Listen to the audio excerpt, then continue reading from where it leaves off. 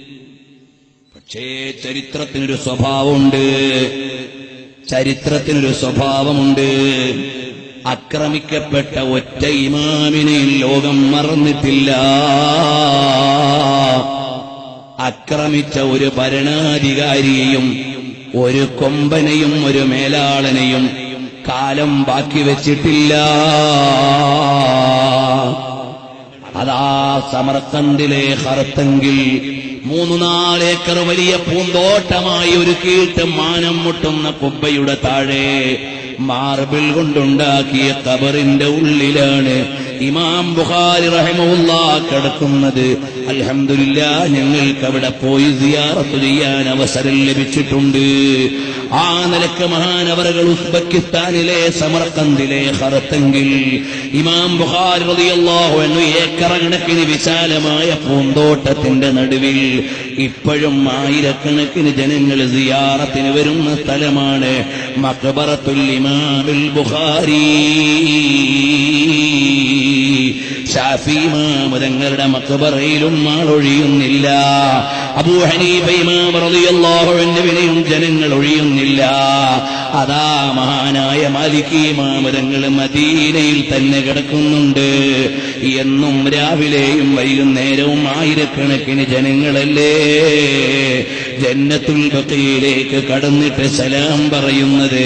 അവിടെയാണ് മാലികി ഇമാം റളിയല്ലാഹു അൻഹു കിടക്കുന്നത്. അപ്പോൾ ഇസ്ലാമിന്റെ പണ്ഡിതന്മാർ അല്ലാഹുവിന്റെ ഇൽമും ദീനും പരിപാലിച്ചു നിന്നതിന്റെ പേരിൽ ഒരുപാട് പീഡനങ്ങളും യാതനകളും അനുഭവിച്ചിട്ടുണ്ട്. അതെല്ലാം അവർക്ക് പദവി ഉയർത്തിയതാണ്. ഞാനിങ്ങനെ വായിക്കാൻ നോക്കിയാൽ മഹാനായ നബവി ഇമാം റഹ്മത്തുള്ളാഹി അലൈഹി ഒരു മസ്അലയങ്ങ് പറഞ്ഞപ്പോൾ നബവി ഇമാം തങ്ങൾ പറഞ്ഞു, സുന്ദരന്മാരായ ആൺകുട്ടികൾ തെറ്റായ ചിന്തകൾ പുരുഷന്മാർക്ക് ഉണ്ടാക്കാവുന്ന വിധത്തിലുള്ള ആൺകുട്ടികളുമായി ഒറ്റപ്പെട്ട് കഴിയാനോ അമിതമായി അവരോട് ഇടപെടാനോ പാടില്ല എന്ന നിയമം മഹാനായ ഇമാമുൻ നബവി റഹിമഹുല്ലാഹ് ഉറക്കെ പറഞ്ഞു. അപ്പോൾ നബവി ഇമാം റളിയല്ലാഹു അൻഹുവിനെ ആക്ഷേപിച്ചു. കുറെ ചെറുപ്പക്കാരായ കുട്ടികളെ പറഞ്ഞു വിട്ടു നബവി ഇമാമിനെ കളിയാക്കാൻ. നബവി ഇമാം തങ്ങളെ കളിയാക്കാൻ കുറെ കുട്ടികളെ പറഞ്ഞു വിട്ടു. എന്നിട്ട് ഈ കുട്ടികൾ എന്നിട്ട് ചോദിക്കാണ്, നബവി ഇമാം തങ്ങളെ വിവാഹം കഴിക്കാൻ മറന്ന മഹാനാണ്, ഇൽമു കൊണ്ട് ജോലിയായ മഹാനാണ്, പ്രായപൂർത്തിയായ ശേഷം മരണം വരെ ഒരു വഖത്തും ജമാഅത്ത് മുടങ്ങാത്ത മഹാനാണ്, ഒരു ദിവസവും വിത്ർ മുടങ്ങാത്ത മഹാനാണ്, ഒരു രാത്രിയും തഹജ്ജുദ് മുടങ്ങാത്ത മഹാനാണ്, ലോകത്തെ മുഴുവനും സ്വീകാര്യമായ വിശ്വപ്രസിദ്ധമായ ഗ്രന്ഥങ്ങൾ എഴുതിയ മഹാനാണ്. ആ മഹാനായ ഇമാം നബവി റഹിമഹുല്ലാഹ് ചെറുപ്പക്കാരായ കുട്ടികൾ വന്ന് കളിയാക്കിയപ്പോ നബവി ഇമാം തങ്ങളൊരൊറ്റ നോട്ടമാണ്. കളിയാക്കാൻ വന്ന കുട്ടികളുടെ മുഖത്തെ മാംസം ഉരുകി ഒലിക്കും പോലെ അങ്ങ് ഒലിച്ചുപോയി എന്ന് ചരിത്രം പറഞ്ഞില്ലേ. ആ നബവി ഇമാം തങ്ങളെയും വെറുതെ വിട്ടില്ല, സുബ്കി ഇമാം തങ്ങളെ വെറുതെ വിട്ടില്ല, കൊല്ലാൻ കൊണ്ടുപോയില്ലേ. ഉലമാ ഉമ്മത്തി കംബിയാഇ ബനി ഇസ്രായീൽ, ഇസ്രായേലിലെ പ്രവാചകന്മാരെ എത്ര പേരെയാണ് കൊന്നുകളഞ്ഞത്, അതുപോലെ ഈ സമുദായത്തിലെ പണ്ഡിതന്മാരെയും കൊല്ലാൻ ശ്രമിക്കുന്നവരും കൊന്നുകളഞ്ഞവരും ഉണ്ടാകുമെന്നല്ലേ ഹദീസ് പഠിപ്പിക്കുന്നത്. എന്റെ സാധാരണക്കാരായ ജനങ്ങളെ, അതുകൊണ്ട് നമ്മൾ നല്ല ഈമാനോടെ ജീവിക്കണം. ഹഖായ ദീനിൽ ജീവിക്കാൻ വളരെ വലിയ പ്രയാസമാണ്. കനൽ പദത്തിലൂടെ നടന്ന പണ്ഡിതന്മാരെ വായിച്ചാൽ ഞാൻ ഇന്ന് ഈ പ്രസംഗത്തിന് വേണ്ടി മാത്രം നോക്കുമ്പോൾ ഒരു 4-5 ദിവസം ഇവിടെ പരമ്പര പറയാൻ മാത്രം ഇമാമിങ്ങളുടെ ചരിത്രമുണ്ട്.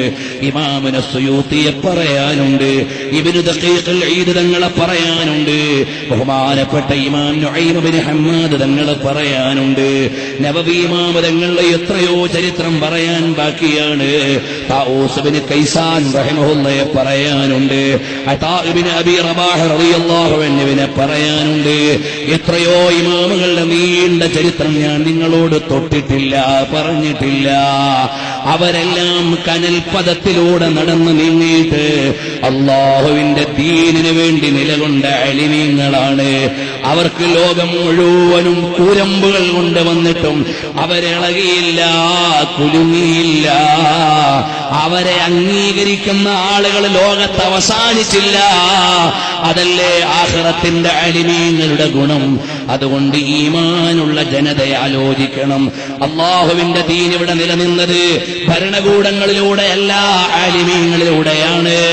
നിയമപുസ്തകങ്ങളിലൂടെയല്ല, കിതാബുകളിലൂടെയാണ്, പണ്ഡിതന്മാരെഴുതിയ ഗ്രന്ഥങ്ങളിലൂടെയാണ് ഇവിടെ ദീൻ നിലനിന്നത്. മുഹദ്ദിഥീങ്ങൾ എഴുതിയ ഗ്രന്ഥങ്ങളിലൂടെയാണ്, ആലിമീങ്ങളുടെ സേവനത്തിലൂടെയാണ് ഇവിടെ ദീൻ നിലനിൽക്കുന്നത്. ആ ദീൻ ഇവിടെ മറഞ്ഞു പോയിക്കൂടാ. അൽ ഇൽമു ഹയാത്തുൽ ഇസ്ലാം. ഞാൻ നീട്ടുന്നില്ല. എന്റെ ഉമ്മ പെങ്ങന്മാരോട് എനിക്ക് വിനയത്തോടെ ഒന്ന് പറയാനുണ്ട്. പെങ്ങളെ, ഈ സമുദായത്തിലെ സഹോദരിമാര് ഇന്ന് തെരുവോരങ്ങളിൽ ഉറഞ്ഞു തുള്ളിയിട്ട് അള്ളാനെ മറക്കുന്നൊരു കാലമാണ്. പർദയുടെ മറവിൽ പോലും അനാശാസ്യതകൾ ചെയ്യുന്ന കാലമാണ്. അള്ളാനെ മറന്നിട്ട് ഓടിച്ചാടി ജീവിക്കല്ലേ മോളെ. എന്തേ നിനക്ക് നഫീസത്തുൽ മിസ്രിയ റളിയല്ലാഹു അൻഹ ചിന്തിക്കാൻ നേരമില്ലേ? ഞാനിവിടെ തൊട്ടടുത്ത് ചെക്കിയാട് വഅദിന് വന്നപ്പോൾ ഒരു കാര്യം എന്റെ സദസ്സിനോട് ചോദിച്ചിരുന്നു. അതാ ഞാൻ അതിന്റെ തലേന്ന് ഖത്തറിൽ സംസാരിക്കുമ്പോഴും ഞാൻ ചോദിച്ചിരുന്നു. നമ്മുടെയൊക്കെ സഹോദരിമാർ, നമ്മുടെയൊക്കെ കുടുംബങ്ങളിലെ ചെറുപ്പക്കാരികൾ, അവർക്കിന്ന് സുലഭമായി ടെലിഫോണുണ്ട്, ആരെയും വിളിച്ചു വരുത്താൻ. എവിടേക്കും എത്തിപ്പെടാനുള്ള വാഹനമുണ്ട്, ആരെയും കൊണ്ടുവന്ന് താമസിപ്പിക്കുവാനുള്ള വീടുണ്ട്, എല്ലാ തോന്നിവാസങ്ങളും പരസ്യം ചെയ്യുന്ന ടെലിവിഷനുണ്ട്. ഇതിന്റെ നടുവിൽ ജീവിച്ചിട്ട് ഈ സമുദായത്തിലെ എത്ര പെൺകുട്ടികളാണ് വഴികേടായി പോയത്. കോഴിക്കോട് ജില്ലയിലെ ഒരു ഇംഗ്ലീഷ് മീഡിയം സ്കൂളിലെ, ഒരു മുസ്ലിം മാനേജ്മെന്റ് നടത്തുന്ന ഇംഗ്ലീഷ് മീഡിയം സ്കൂളിലെ ഉത്തരവാദിത്തപ്പെട്ട ഒരാൾ എന്നോട് പറയുകയാണ്, സ്കൂളിൽ വരുന്ന 8ാം ക്ലാസ്സുകാരിയായ പെൺകുട്ടിയുടെ ബാഗിൽ നിന്നൊരു CD പിടിച്ചെടുത്തു. ആ CD അങ്ങ് പിടിച്ചെടുത്തപ്പോൾ ഓഫീസിൽ കൊണ്ടുപോയി പരിശോധിച്ചു. വളരെ വൃത്തികെട്ട ചിത്രങ്ങളാണതിൽ. ഇന്നാലില്ലാഹ്. ആ മകളെ വിളിച്ചു ചോദിച്ചു, മോളെ ഇതെവിടെന്ന് കിട്ടിയതാണ്? അത് ഉമ്മാന്റെ തലയിണയുടെ അടിയിൽ നിന്ന് കിട്ടിയതാണ്. ഉമ്മാക്ക് എവിടെന്നാണ് ഈ CD ഒക്കെ കിട്ടുന്നത്? അതപ്പുറത്തെ ഏട്ടൻ കൊണ്ട് കൊടുക്കുന്നതാണ്.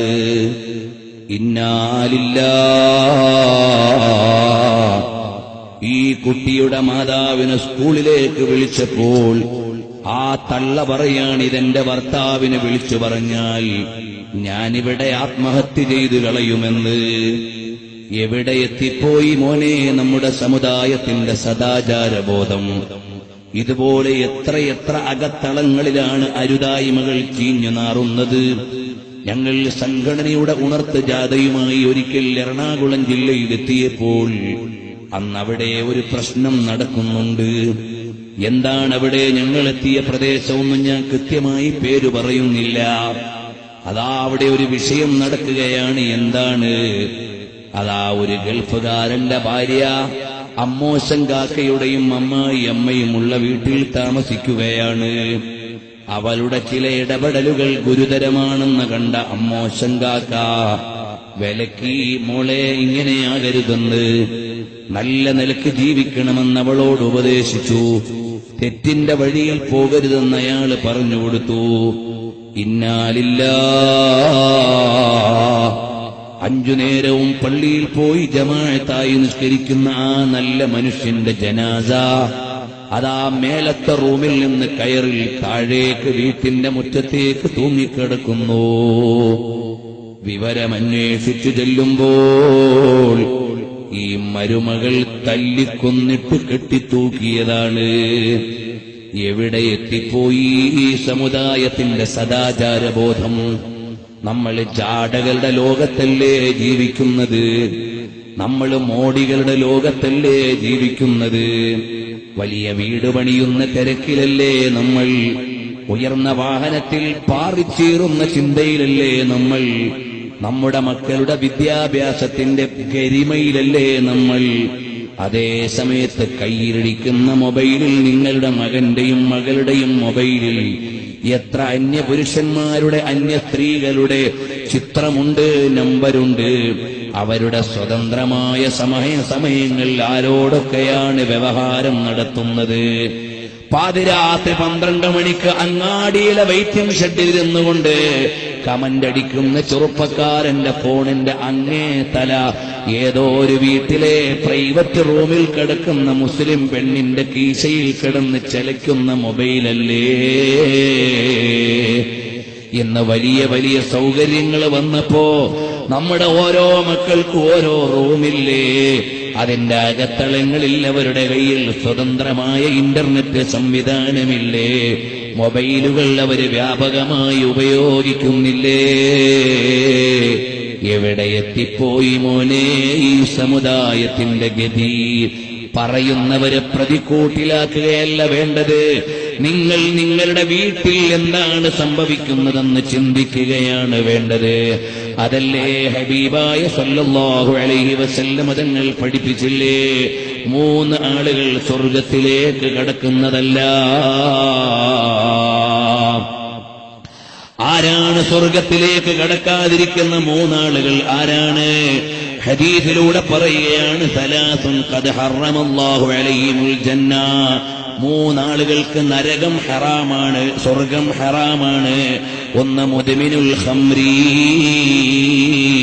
2 അൽ ആഖ്, മദ്യപാനിയും കുടുംബബന്ധം വിച്ഛേദിക്കുന്നവനും മാതാപിതാക്കളോട് കുരുത്തക്കേട് കാണിക്കുന്നവനും, വദ്ദയ്യൂസ് അല്ലദീ യുഖിറു ഫീ അഹ്ലിഹിൽ ഖബസ.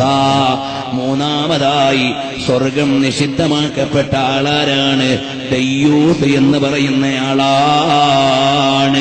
ആ ദയ്യൂസ് എന്ന് പറഞ്ഞാൽ ആരാണ്? മഹാന്മാര് എഴുതിയില്ലേ,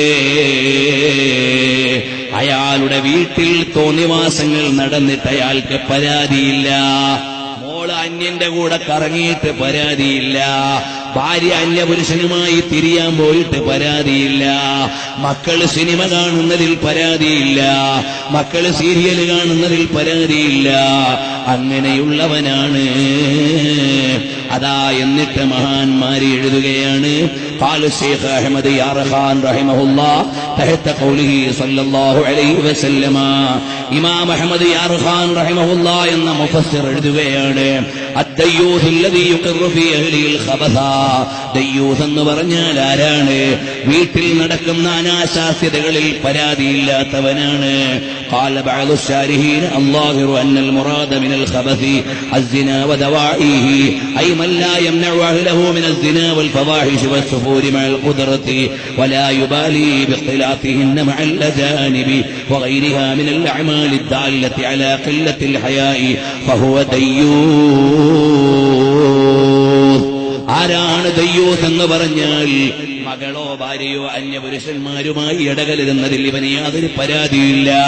കൂട്ടുകാരൻ വന്നിട്ട് ചോദിക്കുകയാണ് സ്വന്തം ഭാര്യയോട്, അഥവാ എന്റെ കൂട്ടുകാരൻ എന്റെ ഭാര്യയോട് സംസാരിക്കുന്നതിൽ, അന്യപുരുഷന്മാരോട് ഇടവലരുന്നതിൽ, അതുപോലെ നമ്മുടെ പെൺമക്കൾ പോയി അന്യപുരുഷന്മാരോട് ഇടകലരുന്നതിൽ പരാതിയില്ലാത്തവനാണ് ദയ്യൂസ്. ഹറമല്ലാഹു അലൈഹിമുൽ ജന്ന, അവർക്ക് സ്വർഗം ഹറാമാണ്.